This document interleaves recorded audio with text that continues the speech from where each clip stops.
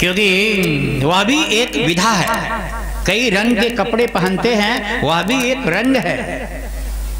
कभी भी अपने मुंह से उसकी भी न प्रशंसा करिए न निंदा करिए, बीच के साइलेंस में रहिए।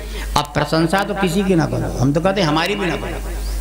न प्रशंसेत नगर है परस्वभाव कर्माणि न प्रशंसेत नगर है, भागवत का वाक्य है। किसी की न प्रशंसा करो न निंदा, क्योंकि प्रशंसा में निंदा अपने आप हो जाती है और निंदा में तो निंदा ही है। जैसे अगर आपने कह दिया महाराज बहुत कथा आज तक सुनी, ऐसी कथा आज तक कोई नहीं सुनाया, तो हमारे से पहले वाले सबकी निंदा हो गई कि नहीं?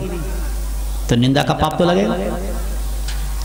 कथा तो सब अच्छी होती है, उसमें भेद क्यों करते हो? रूप अलग अलग हो सकते हैं, इसलिए न प्रशंसित नगर है। आप बीच का रास्ता अपनाइए, न प्रशंसा करिए, क्योंकि किसी के मुंह पर प्रशंसा करेगा तो वो भी फूल के गुब्बारा हो जाएगा, तो कहीं लड़खड़ा के गिर ना जाए, उसका भी यही हो जाएगा बेचारे का, और आपको भी लगेगा कि इसके अलावा सबका हमने अपमान कर दिया, दो डबल पाप लगेगा। न प्रशंसा न निंदा, न प्रशंसित नगर है। प्रेम से बोलो भक्तवत्सल भगवान की, कृष्ण कन्हैया लाल की।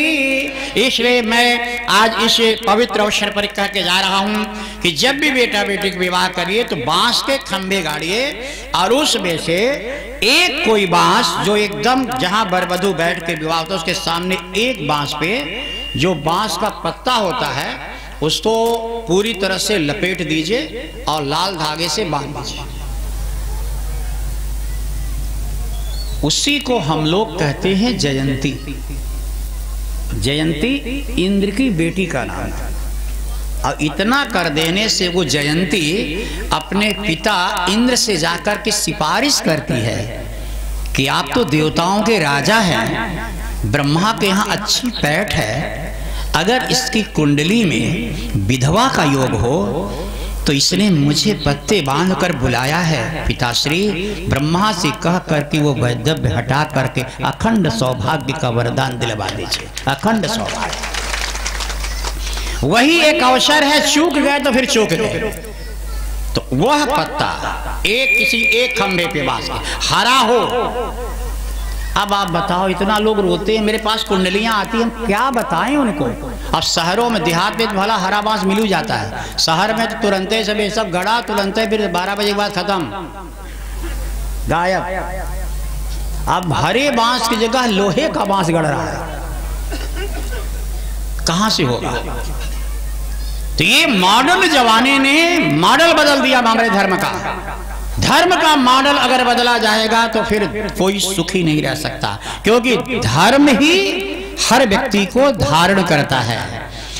ये नियम हमें करना चाहिए। अब आइए एक बात जरा देखते हैं। इसके बाद भगवान कृष्ण के बच्चों के भी विवाह होते हैं, जिसमें से प्रद्युम्न का, निरुद्ध का, शाम्ब का, सारे विवाह भी एक से एक। अगर विवाह की पूरी रूपरेखा सुनने लगी है तो समय कम है, वर्णन करने में संकोच हो रहा है मुझे, लेकिन मैं आपको बता दूं, शायद आपको पता भी होगा कि कृष्ण भगवान की पत्नी जाम्बवती का एक बेटा शाम्ब दुर्योधन की इकलौती बेटी लक्ष्मणा के साथ ब्याही गई थी, पता है? माने दुर्योधन और कृष्ण दोनों सगे समधी हैं, फिर भी महाभारत में इतना बड़ा बवंडर, सगे समधी होकर भी। इसी प्रकार से महाभारत में ऐसे कई बहुत सैनिक हैं जिनसे भगवान कृष्ण का अभिन्नतम रिश्ता है, संबंध, फिर भी लड़े। यही तो राम जी में और कृष्ण में अंतर है, यही अंतर है। राम जी ने कभी अपनों को नहीं मारा, अपनों को कभी नहीं मारा, अपने कोई सगे रिश्तेदार को नहीं मारा, और कृष्ण ने हमेशा अपने सगे रिश्तेदार को मारा है। मामई से शुरुआत कर दी, मामई से शुरुआत कर दी, फिर तो फूफा, मामा, मौसी, मौसा, जहां तक मिले सब साफ। ये भगवान कृष्ण ने दिखाया है कि दूसरे को मारना तो सरल है, लेकिन अपने भी अगर गलत रास्ते पर जाए तो उन्हें दंड देना ये केवल कृष्ण का संविधान है, ये भगवान कृष्ण का है। इसलिए कृष्ण राज्य सबको पचेगा नहीं, कृष्ण भगवान का संविधान सबको समझ में आने वाला नहीं है। अपने भी अगर गलत काम करें तो उन्हें भी अनुशासन में करो। भगवान कृष्ण ने अपनों को ही दंडित किया है, इसे भी समझते चलना है। अब भगवान का एक रूप और देखते हैं, आप शायद जानते भी होंगे। जब कौरव पांडव दोनों ने मिल करके एक राजसूय यज्ञ किया था, फिर उसके बाद तो मतभेद हो गया। राजसूय यज्ञ में सभी का कर चाहिए, और यहां एक ध्यान दीजिएगा, शायद आपको जो भगवान के भक्त होंगे थोड़ी तकलीफ भी होगी। इतना बड़ा राजसूय यज्ञ का आयोजन किया गया, देखिए कौरव और पांडव भी कोई भी कृष्ण को निमंत्रण नहीं दिए थे, इसलिए उस यज्ञ में विघ्न आ गया। क्योंकि नियम है कि राजसूय यज्ञ तभी सफल होगा जो धरती का हर राजा कर दे। जब गाड़ी फंस गई दो जगह, एक जरासंध के सामने मगध देश में, अपने ही देश में, और एक कर नहीं दिया समुद्र पार लंका का राजा विभीषण। जब किसी कीमत में देने को तैयार नहीं है, युद्ध की धमकी दे दिया कि युद्ध करना स्वीकार है, सर कटाना स्वीकार है, लेकिन हम, तब भगवान कृष्ण को बुलाया गया। अब भगवान आए, और आए तो युधिष्ठिर ने कहा, प्रभु आप अपने से नहीं आ सकते थे? बोले तुम बुला नहीं सकते थे राजा, तुम तो बुला लेते, तुम तो युधिष्ठिर हो, भीष्म पितामह आपने भी याद नहीं किया। भगवान कभी भी ये नहीं कहते नहीं बुलाया नहीं गए, लेकिन बुलाया तो दौड़े चले गए। बुलाना पड़ेगा। ये भगवान कहते हैं मेरी कमजोरी है, चारों भुजा फैला करके चारों दिशाओं में खड़ा हूं, लेकिन बुलाना पड़ेगा तुम्हें। जब भगवान कृष्ण गए तो कृष्ण भगवान ने कहा आएंगे, सब कर देंगे। ये बताओ कि जरासंध के पास कौन गया था? बोले कभी भीम गए, कभी अर्जुन गए, बोले अलग अलग गए, बोले दोनों एक साथ भी गए, सारी सेना लेकर गए, न डरा। बोले सुनो, पहले तो विभीषण से ले आओ। विभीषण के पास कौन गया था? अर्जुन ने कहा मैं। बोले वहां कोई नहीं जाएगा, वहां भीमसेन तुम्हारा बेटा घटोत्कच जाएगा, क्योंकि राक्षस जाति है वो। भले वो मेरा भक्त है तो क्या हुआ, राक्षस को राक्षस की ही भाषा समझ में आएगी। घटोत्कच को भेजो। घटोत्कच कहा कि जा रहा हूं। घटोत्कच गया, सीधे जाकर के कहा कि कर। विभीषण ने कहा मैं कर किसी के सामने। बोले हमारे पास ज्यादा सुनने का समय नहीं है, कर देते हो या चलते हो या सारी लंका उठा करके मैं ले जाऊं भारत। और लगा दिया हाथ। जब ऐसे हलचल होने लगी तो विभीषण ने कहा रुको रुको, समझ गए मेरे राम जी ही कृष्ण बन करके आए हैं क्या? बोले आप समझे, भगवान देवी देवता हनुमान चालीसा तब समझ में आता है जब भूत प्रेत की बाधा आती है। विभीषण स्वयं कर लेकर के आया और कृष्ण भगवान से क्षमा मांगा, प्रभु माफ कर दीजिए, पहचानने में देर हो गई।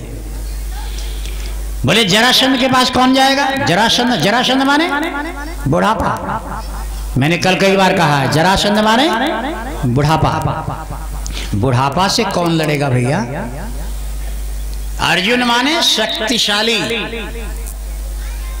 भीम माने शरीर की शक्ति, अर्जुन माने दैविक शक्ति, भक्ति की शक्ति, और भीम माने शरीर की शक्ति। आप बताओ शरीर कितना भी ताकतवर हो, कितनी भी पहलवानी की हो, कभी जरासंध आएगा कि नहीं? कभी बुढ़ापा आएगा कि नहीं? और जब वो आएगा तो उसे लड़ पाओगे? है हिम्मत? जरासंध से हर व्यक्ति डरता है लड़ने के लिए। जरासंध माने बुढ़ापा। और कितनी भी भक्ति तुमने किया हो, कितना भी अभिषेक किया हो, लेकिन बुढ़ापे में लड़ोगे जरासंध से? एक दिन हारना ही पड़ेगा, जब नस नस टेढ़ी हो जाएगी। जरासंध से न दैविक संपन्न लड़ सकता है, न शारीरिक संपन्न व्यक्ति लड़ सकता है। जरासंध ने कहा मैं कर नहीं दूंगा। कृष्ण भगवान ने कहा एक रास्ता है, 3 व्यक्ति एक साथ जरासंध से चाहें तो विजय मिलेगी। तीनों अगर एक साथ आ जाएं तो जीत सकते हैं। बोले कौन कौन?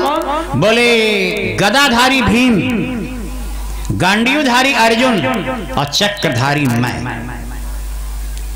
अरे ताकतवर वालों भीमसेनों, अरे पूजा पाठ करने वाले भक्त अर्जुनों, तुम अपनी इस बुढ़ापे की लड़ाई में मुझ कृष्ण को भी शामिल कर लो, भगवान को भी शामिल कर लो, तो विजय ही विजय हो जाएगी।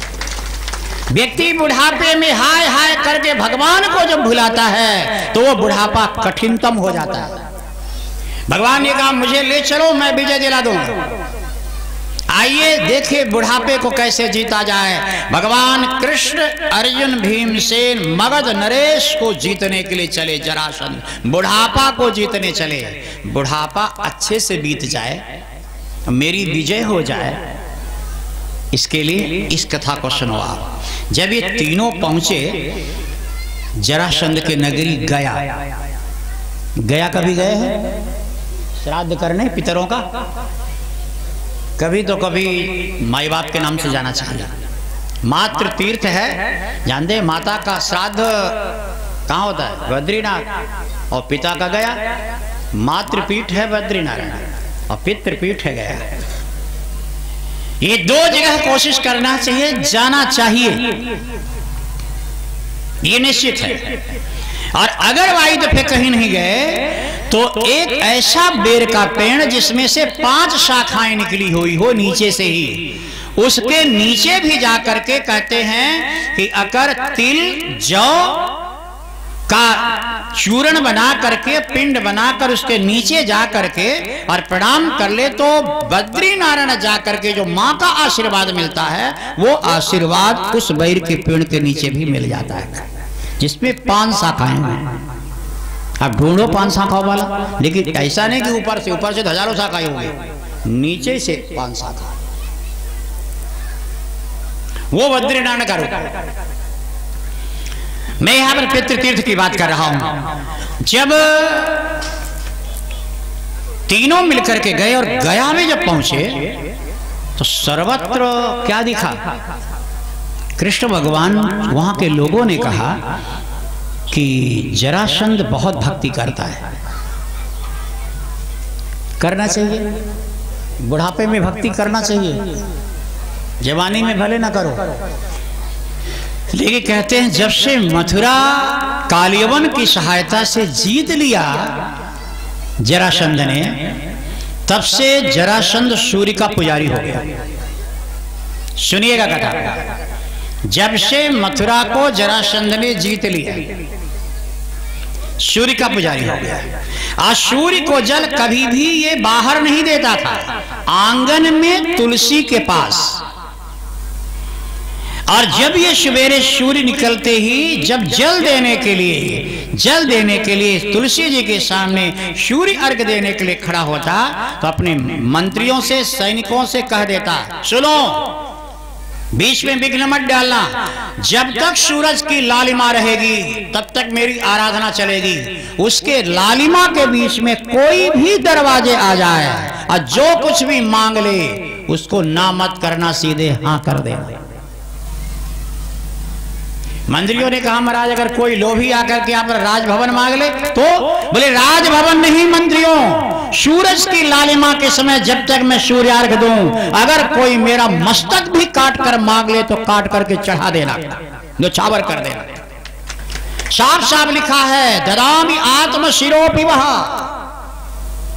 मैं सर भी काट करके अर्पण कर सकता हूं, लेकिन लालिमा के रहते, लालिमा समाप्ति के बाद फिर वो मेरा काल, जो लेना है उस दरवाजे वही जा। अब जब ये खबर मिली तब भगवान कृष्ण ने कहा बिना झंझट के अगर काम बने तो काहे को मोल लोगे लड़ाई, सूरज निकलते समय ही चलेंगे। और उससे सामने जा करके चलेंगे और भिक्षा मांग लेंगे। लेकिन भिक्षा ऐसे थोड़ी मिलेगा, ये लाल पीला कपड़ा पहन के चलो, महात्मा बन के ब्राह्मण बन करके चलेंगे और चल करके सवेरे सवेरे मांग लेंगे भिक्षा। भिक्षा में क्या मांगेंगे? अगर जरासंध आएगा तो कहेंगे हमको अपनी मौत दो, वो तो सब दे देगा। और अगर नहीं जरूरत पड़ेगी तो दो में से कोई एक वरदान मांग लेगा, या तो कर दो या मर जो, कोई न कोई तो देगा ही। भीमसेन ने कहा तुम लोग तो छोटे हो, मेरा ये पहाड़ जैसा शरीर क्या ये ब्राह्मण बना पाएंगे? अरे बोले मैं सजाता हूं। सब गेरुआ कपड़ा पहना दिया, त्रिपुंड लगा दिया, एक कमंडल माला दे करके सब सज के गए और दरवाजे पर गए। तीनों बन करके ब्राह्मण के भीमसेनोर्जुनः कृष्णो, भीमसेनोर्जुनः कृष्णो ब्रह्मलिंगधरास्त्रयः। तीनों ब्राह्मण बने, दरवाजे पर गए और दरवाजे पर जा करके जैसे ही मंत्री ने पूछा, बोलिए बोलिए ब्राह्मणों, संतों बोलिए क्या चाहिए? बोले महाराज को बुलाओ। बोले महाराज संध्या बंदन में है, सूर्यार्घ में है, आंगन में है, आदेश है जो मांगे दे दो। बोले हम उन्हीं से लेंगे। बोले नहीं कुछ भी मांगिए, आपको संकोच नहीं करना है। बोले हम कुछ भी लेंगे तो उन्हीं से लेंगे। अब सैनिक गया, एक अर्घ दिए थे, 3 बार अर्घ देना चाहिए ना सूर्य, एक अर्घ दिए थे और एक अर्घ देने के बाद जैसे ही उसने लोटा तांबे का उठाकर ऐसे अर्घ किया, इतने में मंत्री ने कहा प्रभु दरवाजे पर कुछ संत आए हैं और वो आपसे ही कुछ मांगना चाहते हैं। तो वह अर्घ दूसरा अर्घ न दे करके लोटा नीचे रखने लगे। तो आकाशवाणी हुई, भगवान सूर्य ने कहा जरासंध निर्णय कर सोच के, आज अगर मेरा अर्घ दिए बिना तो दरवाजे चला गया तो तेरी मृत्यु निश्चित है, और अगर तीनों अर्घ देने के बाद अगर चला गया तो इस त्रिलोकी में तुझे अमरत्व का वरदान प्राप्त होगा, अमर होगा। निर्णय कर ले जरासंध, भक्ति भी कंट्रोल कर, जीवन की रक्षा के लिए, आत्मरक्षा के लिए नियम भी तोड़े जा सकते हैं। बोलो उठाओ लोटा, दूसरा अर्घ दो, तीसरा अर्घ दो। तो लोटा नीचे हाथ बढ़ाना चाहिए, तो सूर्य की तरफ चेहरा करके और हाथ जोड़कर जरासंध ने कहा हे सूर्य नारायण,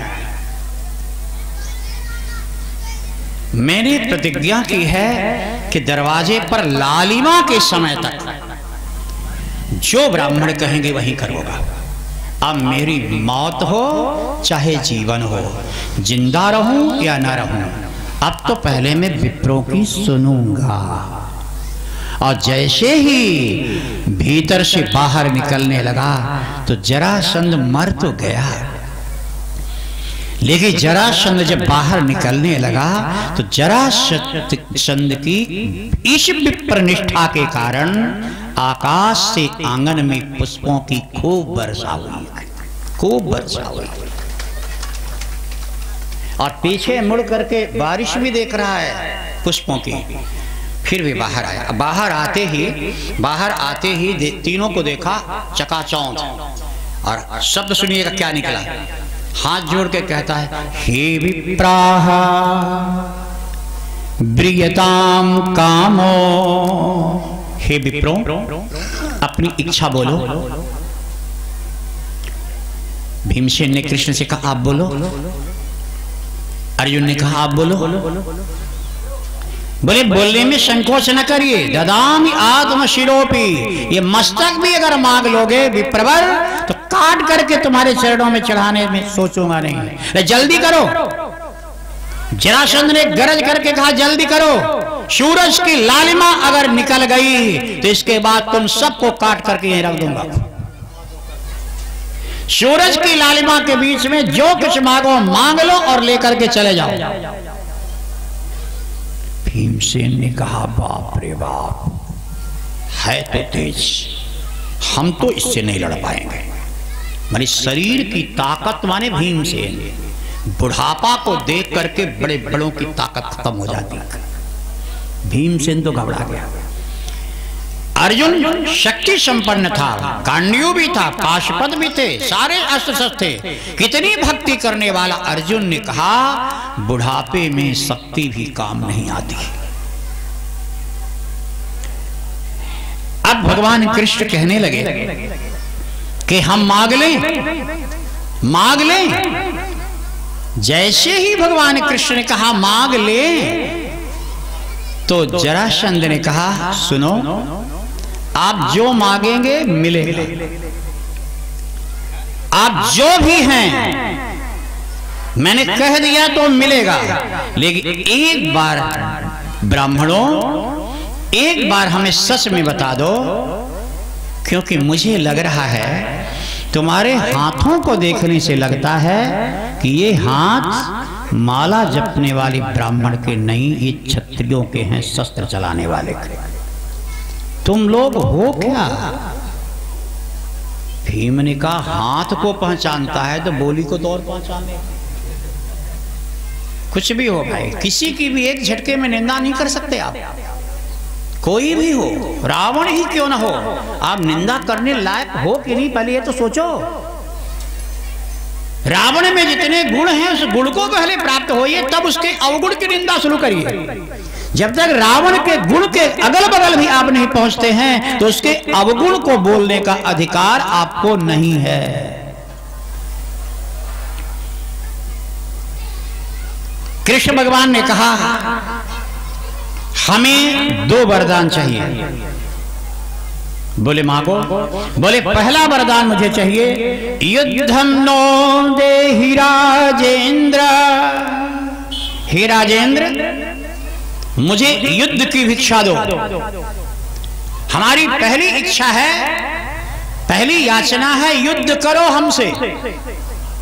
बोले दूसरा, बोले द्वंद्वशो यदि मन्यसे युद्धार्थिनो वयं प्राप्ता राजन्यानान्यकांक्षिणः। दूसरा वरदान, तुम मेरे हाथों मारे जाओ, मेरी विजय। जरासंध ने हंस के कहा इतने पागल हो, एक ही बार मांग लो मेरी मौत। मैंने 2 वरदान मांग रहे हो, युद्ध भी करो और तुम्हारी विजय भी हो, मरूंगा तभी विजय होगी, एक ही साथ मांगो। चलो ठीक है, मैंने दोनों दिए, युद्ध भी करूंगा तुम्हारी विजय भी होगी। अब निश्चित करो तुम तीनों एक साथ लड़ोगे या अलग अलग? भीमसेन ने इशारा किया एक ही साथ लड़ेंगे। भगवान ने कहा नहीं, अगर ये विप्र भक्त नहीं होता तो मैं एक साथ लड़ लेता, लेकिन इस विप्र भक्त के साथ मैं एक साथ नहीं लड़ सकता। तब जरासंध ने कहा आप लोग अपना परिचय दीजिए। अब तो दीजिए, अब तो मैंने दे दिया, अब तो सूरज की लालिमा खत्म हो चाहे दोपहर हो, अब तो युद्ध भी करूंगा और मारा भी जाऊंगा, अब तो निश्चित हो गया। अपना परिचय दो। कृष्ण भगवान ने कहा ये भीमसेन है, ये अर्जुन है। बोले ब्राह्मण है?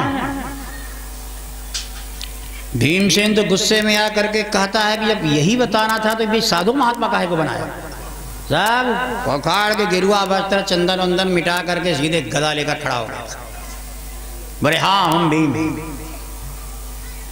अर्जुन भी गांडी लेकर प्रकट हो गए। जरासंध ने कहा आप सरकार, आपका नाम क्या है? बोले हम तो ऐसे ही हैं, इन दोनों के साथ रहते हैं, इन्हीं का रथ हाँकते हैं। भीमसेन ने कहा हमारा तो सीधा परिचय दे दिया, अपना भी दीजिए। भगवान ने कहा कि इन दोनों से मेरा जो रिश्ता है, ये हमारा इनका रिश्ता है अनयोर मातुले अम्मा, ये हमारे इनका मेरे भाई का संबंध है। बोले हमने कहीं देखा है तुम्हें कहीं देखा है? कृष्ण भगवान ने माथे पे हाथ रखकर सर नीचे कर सोचने लगे, पागल 17 बार मार मार के भगाए हैं मथुरा से और अभी कह रहा है कहीं देखा है। 17 बार मार मार भगाए हैं, बन रहा है जबरदस्ती। कृष्ण ने कहा हाँ हाँ देखे होगे कभी, हमको भी याद आ रहा है कहीं देखे हैं। भगवान तो भगवान है। बोले अच्छा तुम्हारा नाम क्या है? बोले मेरा नाम? बोले हाँ। बोले कौन सा कौन सा? बोले आपका हमारा संबंध रिश्ता। बोले पहले नाम सुन लो। बोले मम नामनाधिपत्यंच श्री कृष्ण। बोले बस बस समझ गए, मथुरा में हमारी तो लड़ाई हुई थी और तू ही था ना, मार करके तुझको भगाया था। सारी दुनिया हमारे डर के मारे तुमको रहने की शरण नहीं दिया, तो जाके समुंदर में जाकर छिपाए, कायर कहीं का। भगवान ने कहा अब वो 17 बार जो मार के भगाया था कौन था? माने एक बार केवल कालियमुनि के कारण भगवान छोड़कर चले गए, तो उसकी जय ले रहा है, 17 बार की याद नहीं। बोले अब बताओ तीनों में से कौन लड़ेगा मेरे साथ? जरासंध ने कहा कायरों से तो मैं लड़ता नहीं, ये तो निश्चित है। मथुराम स्वपुरीम तत्वा, मथुरा जैसी अपनी जन्मभूमि छोड़ करके जो व्यक्ति डर के मारे समुद्र में जाकर के छिप गया है, ऐसे कायर से तो मैं कभी लड़ता ही नहीं। भगवान ने कहा जय जय सीताराम, अच्छा किया। अब जरासंध माने बुढ़ापा, बुढ़ापा भगवान से कभी लड़ता है? भगवान कभी बूढ़े होते हैं? आप बताओ, लड़ते ही नहीं। भगवान ने कहा कायर बनने से अगर बुढ़ापा से छुटकारा मिल जाए तो क्या फर्क पड़ता है? बोले इन दोनों में। बोले देखो अर्जुन के पास शक्ति जरूर है, लेकिन शरीर की ताकत इसके पास नहीं है। अगर गांडीव पाशुपत्र को छीन लिया जाए तो शरीर में एक मुट्ठी में मसल दूंगा इसको मैं। अर्जुन के पास शारीरिक ताकत नहीं है, इसलिए मैं इसको योद्धा मानता ही नहीं। अर्जुनो न भवेद योद्धा, मेरी नजर में अर्जुन योद्धा है ही नहीं है। अब भीम ने कहा मैं ही पकड़ाया, ये कायर हो गए, योद्धा ही नहीं है और लड़ेगा जरूर तो हम ही बचे। जिसको ताकत का अहंकार है, बुढ़ापा पहले उसी पर थपेड़ा मारता है। याद करिएगा, जो खूब दंड बैठक मारा है उसी की नस बुढ़ापे में ज्यादा दर्द करती। अब भीमसेन की तरफ देख करके कहा तुम कायर हो, इस शक्ति ने। हाँ एक बात, अर्जुनो न भवेद योद्धा भीमः तुल्य बलो ममा, भीम हमारी कुछ बराबरी कर सकता है घंटे 2 घंटे की, मारे कुछ, मेरे ताकत शरीर में है तो बुढ़ापा कुछ चले, कमजोर व्यक्ति तो जल्दी इधर उधर हो जाता है। इसलिए ताकत चाहिए, ये भी अच्छी बात है। अर्जुन भी चाहिए, ताकत भी चाहिए, सब चाहिए। अब लड़ाई होने लगी, महाराज दोनों से मल्लयुद्ध होता है, हाथापाई, और इतनी लड़ाई होने लगी, तदस चट चटा शब्दों, एक दूसरे की नस नस चट चट चट चट टूटने लगी। उसी में एक बार जरासंध ने मुट्ठी बांधी और भीमसेन की छाती पर एक प्रहार किया, लड़खड़ा करके 3 बार जाकर लुढ़का, बेहोश। ज्यादा खाइए पीजिए कब, ज्यादा ताकत इकट्ठा करने से हार्ट फेल जल्दी यही होता है, यही मुट्ठी भरती है। जरासंध का यही छाती पे गिर गया लड़खड़ा कर। अब भगवान कृष्ण जाके जल छिटका मारते, उठो उठो भीमसेन, लड़ो लड़ो, हार जाओगे, बड़ी बेइज्जती होगी, उठो उठो। अब भीम को होश आया, बोले क्या? बोले उठो लड़ो। भीमसेन बैठा, भीमसेन ने कहा प्रभु, अरे बोले प्रभु बाद में कर लेना, लड़ो। बोले सुनिए, हमने सुना है आप भगवान हैं, सही है? बोले हाँ। बोले हमने सुना है तुम धरती का भार हल्का करने आए हो, ये सही है? बोले हाँ। बोले हमने ये भी सुना है तुम धरती के भार हल्का करने में किसी को तो सीधे मार देते हो, किसी को दूसरे से मरवा देते हो, कहीं दूसरे से मरवाने में हमारा नंबर तो नहीं है? प्राण निकल रहा है, मूर्छित तो जल का छींटा मार के कहता लड़ो लड़ो। निर्णय कर दिया, भीमसेन ने कह दिया कि मैं युद्ध करने में समर्थ नहीं हूं। हे कृष्ण, मैं जरासंध से युद्ध नहीं कर सकता। आज निर्णय हो गया कि ताकत के बल पर कोई भी व्यक्ति बुढ़ापा को नहीं जीत सकता। भगवान ने कहा, भीम जीत सकते हो। बोले कैसे? बोले तुमने एक गलती कर दी थी। जब तुम जरासंध से लड़ रहे थे, तुमने एक बार भी कभी हमारी तरफ देखा? बोले नहीं। बोले इसीलिए तो लड़खड़ा के गिरा। बुढ़ापे से लड़ने का समय जब आए भैया, तो कृष्ण कहते हैं, भीम मुड़ मुड़ करके बीच बीच में मेरी तरफ भी देखते रहो, विजय करवा दूंगा। समझ रहे हैं? जब बुढ़ापा आए तो मुड़ मुड़ करके प्रभु का सुमिरन भी कर लिया करो, प्रभु सुमिरन भी करो। इस कथा का यही तो मतलब है। बुढ़ापे में ये रे बेटा पानी लाओ, अरे बेटा नाती पोता के साथ मुड़ मुड़ करके भगवान को भी याद करो। कभी कभी ये भी कहो, हे प्रभु अब ले चलो, हे प्रभु अब ले चलो। अब की बार लड़ो, और लड़ करके बीच बीच में देखना। इस बार भगवान पर आशा करके भीमसेन लड़ने लगे, जरासंध से युद्ध होने लगा। अब इतनी भयानक लड़ाई हुई कि भीमसेन बीच बीच में मुड़ते हैं, बार बार मुड़ के देखते हैं। तो जब बार बार मुड़ने लगे तो इतने में भगवान एक आम की डाली पकड़े थे, एक पत्ती पकड़ करके तोड़ा। अब पत्ती तोड़ करके उस पत्ती को बीच से बीचों बीच दो भाग ऐसे चीर दिया, और दो भाग चीर करके उल्टा दोनों तरफ ऐसे फेंक दिया। भीम ने कहा, ये दांव तो मेरा बड़ा पुराना है और याद ही नहीं आ रहा था। इतना बड़ा दांव मेरा भूल गया था। महाराज ज्यों ये चीर कर उल्टा फेंका, भीमसेन ने जरासंध का एक पैर अपने पैर में भीम ने दबाया और दूसरा पैर पकड़कर बीचों बीच चीर करके दो टुकड़ा कर दिया, और दो टुकड़ा करके उल्टा दोनों को ऐसे फेंक दिया। और जैसे फेंका थोड़ी देर वो तड़पता रह गया। तड़पने के बाद, व्याकुल होने के बाद दोनों के शरीर से एक ज्योति निकली, और दोनों ज्योति एक में मिल गई। और वह ज्योति भगवान कृष्ण की 7 परिक्रमा करने के बाद जरासंध की प्राण ज्योति कृष्ण के चरणों में हमेशा हमेशा के लिए विलीन हो गई। भीमसेन विजयी। बुढ़ापा अच्छी तरह से कटे, बुढ़ापा अच्छी तरह से बीते। अपने बाल बच्चों के धन दौलत की रक्षा के बीच में ही कभी कभी मुड़ मुड़ करके भगवान को भी सुमिरन करो। यह इशारा, तब जिंदगी का राजसूय यज्ञ सफल होगा। अरे भाई युधिष्ठिर का राजसूय क्या, हम अपना राजसूय यज्ञ मारे जीत जाइए। और राजसूय यज्ञ तभी सफल होगा जब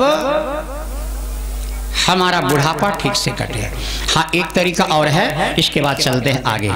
प्रेम से बोलो कृष्णचंद्र भगवान की, भक्तवत्सल भगवान की। अब हम चलते हैं द्वारिका के एक मनोरम लीला देखने। इसके ऊपर नजर थोड़ा डालिएगा, शायद आप लोगों को पता होगा। एक बार इस धरती पर प्रलय पैदा करने वाला सूर्य ग्रहण लगा। हर सूर्य ग्रहण अलग अलग जगह लगता है। कभी काशी का सूर्य ग्रहण लगेगा, कभी प्रयाग का सूर्य ग्रहण लगेगा, लेकिन प्रलयंकारी सूर्य ग्रहण लगता है कुरुक्षेत्र में। कुरुक्षेत्र कभी गए होंगे? ब्रह्मनद परशुराम जी के द्वारा बनाए गए 5 कुंड,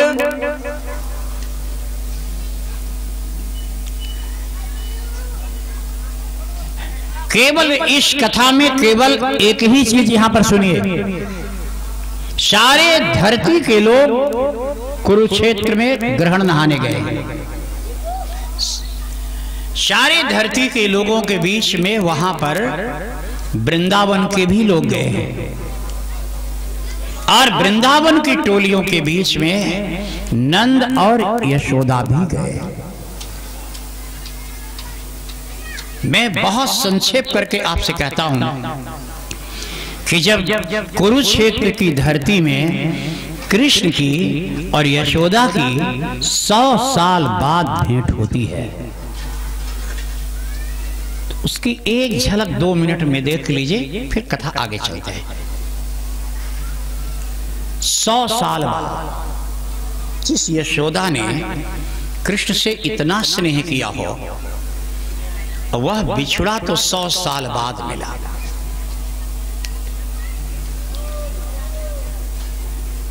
सौ वर्ष बाद जब कृष्ण मिले तो कृष्ण यशोदा के मिलन का वो 2 पल मैं आपको बता रहा हूं। कृष्ण ने कहा मैया प्रणाम। तो यशोदा कहती बेटा कहां रहते हो, कहां से आए हो? तो कृष्ण ने बलराम को देखकर कहा दाऊ भैया मैया तो पहचानने से इनकार कर दिया। 100 साल बाद की भेंट है। कन्हैया ने कहा मैया मैं तुम्हारा कान्हा। यशोदा के आंख में आंसू भर गए और यशोदा ने कहा बेटा हंसी किसी बूढ़ों की नहीं उड़ानी चाहिए, तुम मेरे कान्हा से मिला सकते हो? मैं नहाने नहीं आई हूं, मैं इस भीड़ में अपने कान्हा को ढूंढने आई हूं, तुमने देखा है? कृष्ण ने कहा अरे मैं भी तो कान्हा हूं। बोले झूठ बोलते हो, मेरा कान्हा आज 100 साल बीत गए फिर भी यशोदा के मन में भरा है कि जब मेरा कृष्ण दिखेगा तो दौड़कर मेरी गोदी में बैठकर माखन मांगेगा। वो इतना ही बड़ा होगा। कथा को आप इस तरह समझिएगा, बेटा कितना भी बड़ा श्रीमान दुनिया में मंत्री मिनिस्टर हो जाए, लेकिन मां जब भी मिलती है तो मां की ममता बेटे का लड़प्पन ढूंढती है, बड़प्पन से कोई मतलब नहीं है। बेटा बड़प्पन की जिंदगी जी रहा है और मां अपने बेटे में लड़प्पन खोजती है। यशोदा ने कहा कि मेरा कन्हैया तो इतना ही बड़ा है, तुम तो इतने बड़े हो गए हो, मेरा कान्हा तो इतना बड़ा है वो घुंघराले वाला आके बैठ जाएगा और वो मुझे माखन नहीं मांगेगा, मैया मैया कह करके आ जाएगा, मेरा कन्हैया को परिचय देने का अवसर नहीं मिलेगा। देख लेना बेटा इसी क्षेत्र में अगर जब मिलेगा ना तो देखना वो कैसे मेरा आंचल पकड़कर लिपट जाता है।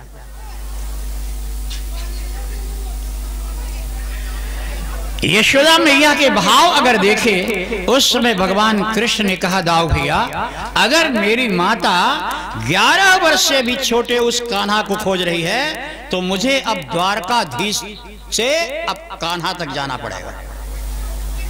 और कृष्ण भगवान धीरे धीरे भूलने लगे, मैं द्वारकाधीश नहीं हूं, मैं मथुरा भी कभी नहीं आया था, मैं वृंदावन में था, पूतना का जहर पिलाया, मैया की कृपा से बच गया।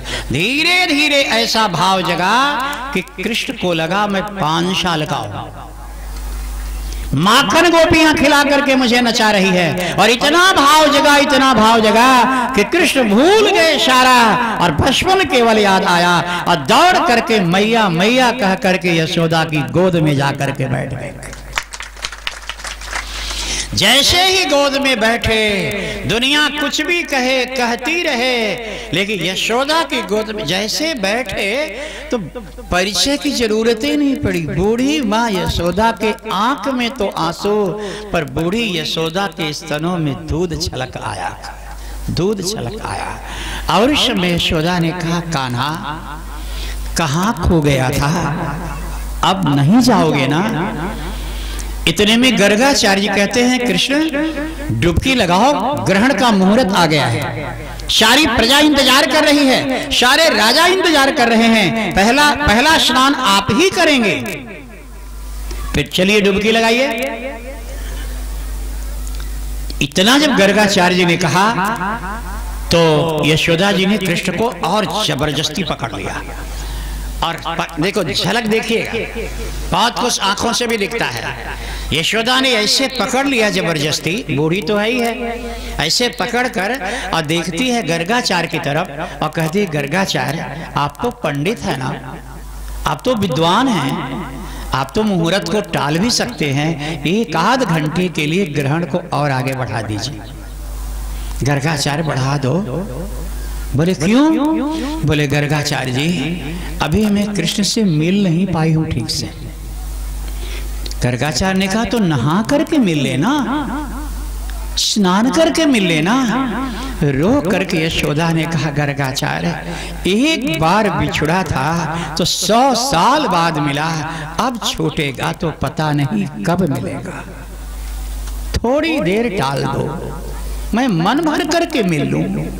मां की ममता की कोई कीमत नहीं है। गर्गाचार्य ने कहा, हे कृष्ण, ये तो मां है, आप तो द्वारकानाथ हो, आप देखिए सारे राजा इंतजार कर रहे, आप तो डुबकी लगा दो। कृष्ण भगवान ने कहा, आपका नाम? गर्गाचार्य ने कहा, लो। बोले, जब मेरी मैया की गोद में इतना बड़ा कृष्ण जब मैया की गोद में बैठा है और मेरी मैया को हल्का सा 5 साल का कन्हैया लगता है, तो फिर मैं द्वारकाधीश क्यों बनूं? मैं तो कान्हा ही बन के रहूंगा। जब गर्गाचार्य बार बार इकट्ठा, बड़े समाज इकट्ठा करने लगे, उग्रसेन को इकट्ठा किया, वसुदेव को इकट्ठा किया। बोले, महाराज समझाइए अपने लड़के को, ये तमाशा क्या हो रहा, मुहूर्त जा रहा है। तब इतने में जब वसुदेव जी ने आकर के जैसे हाथ लगाया कृष्ण पे कि कृष्ण चलो स्नान करो, और यशोदा से कहा, यशोदा रानी चिंता नहीं करिएगा, फिर आएगा। यशोदा व्याकुल हो गई, इतनी व्याकुल हुई, जोर से चिल्ला पड़ी, आंख में आंसू की धारा। इतने में 12-12 साल के 2 नौजवान हट्टे कट्टे, कान में सोने का कुंडल, हाथों में सोने का कड़ा, और सामने आते हैं। पहले रुकिए, कृष्ण पर कोई हाथ नहीं लगाएगा। आज सुनो सुनो, कुरुक्षेत्र में स्नान करने वालों, आज 4 घंटे के लिए स्नान की परंपरा टाल दी गई है। गर्गाचार्य ने कहा, तुम पंडित हो कि हम? पत्रा तुम ही बनाए हो? बोले, पत्रा बनाए तो नहीं है, लेकिन पत्रा को खत्म कर सकते हैं, संविधान बदल सकते हैं। गर्गाचार्य ने कहा, तुम हो कौन? लेकिन ये बात सुनकर के यशोदा को ऐसा लगा कि कहां से आ गया, कौन देवता? गर्गाचार्य ने कहा, तुम्हारा नाम क्या है? सारे लोगों ने कहा, भाई नाम बताओ। इस प्रकार से यदुवंश के पुरोहित का अपमान यदुवंशी बर्दाश्त नहीं करेगा। दोनों ने कहा, नाम बता दें। गर्गाचार्य जी 4 घंटे के लिए टाल दीजिए, नहीं अगर मैं चाह लूंगा ना तो सारी जिंदगी सूर्य ग्रहण कभी लगने नहीं दूंगा, सारी जिंदगी। गर्गाचार्य सोच रही है कौन इतना दावा कर रहा है। तब यशोदा ने कहा, बेटा तुम्हारा नाम क्या है? बोले, बेटा कह करके भी नाम पूछती हो, तो फिर बेटा ही नहीं कहती। और दोनों ने कहा, माता अब तुम निश्चिंत अपने पुत्र से मिलो, अब जब तुम कहोगी, जिस दिन कहोगी उसी दिन अब सूर्य ग्रहण होगा। बोले, बेटा सूर्य ग्रहण तुम्हारे बस में है? बोले, हाँ। और धीरे से जाकर सब पूछते रह गए, किसी से नहीं बताया। और दोनों ने जाकर के यशोदा जी की कान में कहा, तुमने मुझे बेटा कहा है ना? आज तक कोई बेटा कहने वाला मुझे नहीं मिला। मैं बहुत कठोर हूं माता, दुनिया मेरी कठोरता को भली भांति जानती है, लेकिन तुमने मुझे माँ कहा, तुमको मैंने माँ कहा, तुमने मुझे पुत्र कहा, अच्छा लगा। बोले, नाम क्या है? बोले, किसी से कहना नहीं, मैं सच में टाल सकता हूँ सूर्य ग्रहण। माता यशोदा, मेरा नाम राहु है, ये मेरा केतु है। अब राहु केतु जब सूर्य चंद्रमा को चाहेगा तभी न ग्रसेगा, और जब चाहेगा ही नहीं तो कहां से ग्रहण होगा? राहु ने कहा, केतु ने कहा, हम ग्रहण ही नहीं करेंगे। जय जय सीताराम, ग्रहण ही नहीं करेंगे। इस कथा में केवल आप इतना ही देखिए, राहु केतु इतने कठोर स्वभाव के हैं। आज बता दिया राहु केतु ने कि कठोर से कठोर व्यक्ति के दिल का भी परिवर्तन हो सकता है अगर यशोदा जैसी मां की ममता मिल जाए, मां की ममता मिल जाए। सूर्य ग्रहण की कथा का संदेश इतना ही है भाई मेरे, माँ की ममता कमजोर नहीं होनी चाहिए, पुत्र वत्सलता कमजोर नहीं होनी चाहिए। इसलिए दुनिया का कोई बेटा अपनी माँ का दिल न दुखाए।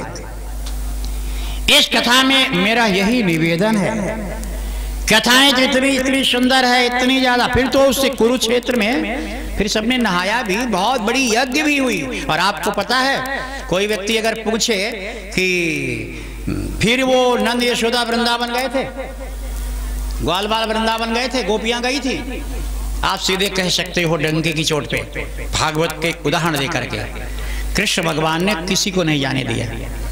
तो बोले फिर ये सब द्वारिका गए थे? बोले नहीं। बोले फिर कहाँ गए? कुरुक्षेत्र में ही भगवान ने इतनी बड़ी यज्ञ किया, और उस यज्ञ में वृंदावन के ग्वाल बाल गोपियों नंद यशोदा को इतना सुंदर ज्ञान दिया कि ज्ञान देने के बाद सब ने अपने शरीर का त्याग कर विमान पर बैठकर वैकुंठ की ओर प्रस्थान कर दिया।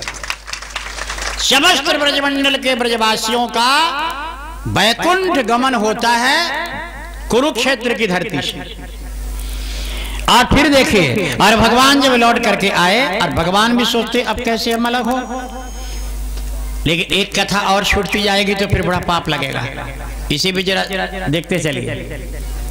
कृष्ण भगवान का पुत्रत्व तो आपने देखा है, मित्रत्व आपने अनुभव किया है। सारे रिश्तों के बीच में भगवान कृष्ण का एक मित्र भी था। क्या नाम था? जोर से बोलिए। सुदामा। सुदामा माने जानते हैं? सु माने शुद्ध, दाम माने कमाई, जिसने जिंदगी में शुद्ध कमाई कमाया है, झूठ सांच किसी का दिल तोड़कर नहीं कमाया है। शुद्ध दामनः अस्ति पार्श्वे यस्य असौ सह सुदामा। कई बार हमसे लोग पूछते हैं, हमारा सुदामा जी के पिता का नाम क्या था? हमने कहा कौन सुदामा? एक सुदामा वृंदावन में ग्वाल सुदामा था, श्री दामनो तत्र भवनम। एक सुदामा मथुरा का माली सुदामा था, और एक ब्राह्मण सुदामा द्वारिका वाला। किस सुदामा के बाप का नाम पूछो? ये तीनों सुदामा गरीब थे। बोले नहीं नहीं, वो सुदामा जो 4 मुट्ठी चावल लेकर गया था। तो हमने कहा कहाँ चक्कर में? वृंदावन वाले ग्वाल सुदामा का तो नाम आया है, और मथुरा में माली सुदामा का भी नाम आया है, लेकिन 4 मुट्ठी चावल वाले सुदामा का नाम ही भागवत में नहीं है। तो पहले तो ये पूछो कि सुदामा का नाम भागवत में है कि नहीं, तब बताऊं बाप का नाम। सच जान लीजिए, ग्वाल सुदामा का नाम है, माली सुदामा का नाम है, विप्र सुदामा का नाम नहीं। बस हम लोग इसलिए सुदामा की कथा बार बार करते हैं कि वर्णन आया है कि 4 मुट्ठी चावल वाला ब्राह्मण, तो अंदाज लगा लेते हैं कि 4 मुट्ठी चावल वाला ब्राह्मण सुदामा ही था। और ये ज्ञान होना चाहिए कि सुदामा कल्प वृक्ष का टपका हुआ फल है। सुदामा के विषय में जानिए, बस ज्यादा नहीं यहाँ ठहरेंगे, क्योंकि समय धीरे धीरे 10 बजे से लेकर के 2:30 बजे तक कई कार्यक्रम था। थोड़ा सा लेट आए हैं तो 2:30 से मालो 3 हो सकता है। आप लोग तो टाइम से ही आ गए थे, और मुझको थोड़ा जरूर टाइम लग गया। ये इसको मैं उतार रहा हूँ। मैं माला कोई पहनाता तो बड़ा धर्म संकट पड़ जाता हूँ, क्योंकि माला का यहाँ लिखा हुआ है कि जितने फूल हों उतने सेकंड से पहले अगर कोई माला उतार दे तो उतना सेकंड उम्र में उम्र घट जाती है। तो अब इसीलिए तो देखिए ना, बड़े बड़े मंत्री मिनिस्टरों को पहनाते हैं, धड़ाधड़ उतारो, पहनाओ धड़ा, अब उनका सारा सेकंड उतरता जा रहा है। ऐसा सेकंड उतरता है, कहीं विमान ब्लास्ट हो गया, कहीं हार्ट